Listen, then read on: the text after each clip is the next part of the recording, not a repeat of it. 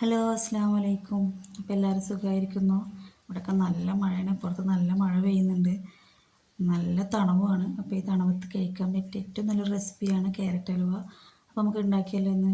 അതിന് ഒരു പാത്രത്തിൽ നമ്മൾ നെയ്യ് ഒഴിച്ചിട്ട് നന്നായി ചൂടായി വരുമ്പോൾ അതിലേക്ക് അണ്ടിപ്പരിപ്പിട്ട് വറുത്തെടുക്കുകയാണ്. പാത്രം ചൂടായതിൻ്റെ ശേഷം കേട്ടോ നെയ്യ് ഒഴിക്കുന്നത്. എന്നിട്ട് അത് നന്നായി വറുത്ത് വന്നതിന് ശേഷം അതിലേക്ക് നമ്മൾ ക്യാരറ്റ് ഇട്ട് കൊടുക്കുകയാണ്. ക്യാരറ്റ് ഗ്രേറ്റ് ചെയ്ത് വെച്ചതാണ്, അത് ഇട്ട് കൊടുക്കുന്നുണ്ട്. അപ്പോൾ അത് നന്നായി റോസ്റ്റ് ചെയ്തെടുക്കണം. നല്ല രസമുള്ള റെസിപ്പിയാണ്. അവിടെ എല്ലാവർക്കും മക്കൾക്ക് ഭയങ്കര ഇഷ്ടമാണ്. അപ്പോൾ എന്നിട്ട് അതിലേക്ക് പാലൊഴിച്ച് കൊടുക്കുകയാണ്. പശുവും പാലാണ്, മിൽമയുടെ പാക്കറ്റ് പാലല്ല കേട്ടോ, നമ്മൾ വീട്ടിൽ നിന്ന് കിട്ടുന്ന പാലുണ്ടല്ലോ, വീട്ടിൽ നിന്ന് കൊണ്ടുതന്നെ ആ പാലാണ്. അപ്പോൾ അതിന് അത്യാവശ്യം നെയ്യൊക്കെ ഉണ്ടാവും, നെയ്യൊന്നും എടുത്ത് മാറ്റാത്ത പാലാണ്. അപ്പോൾ എന്നിട്ട് അതിലേക്ക് പഞ്ചസാര ഇട്ട് കൊടുക്കുന്നുണ്ട്. ആവശ്യത്തിന് എത്രയാണോ വേണ്ടത് മധുരത്തിനനുസരിച്ച്, ഓരോരുത്തർക്ക് എത്ര മധുരം വേണമെങ്കിൽ അതനുസരിച്ച് ഇട്ട് കൊടുക്കുക.